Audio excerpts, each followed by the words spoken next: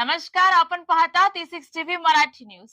पालघर जिल्ह्यात महाराष्ट्राच्या विकासाला नवी दिशा देणाऱ्या महत्त्वाकांक्षी पायाभूत प्रोजेक्टांचा आढावा घेण्यात आला।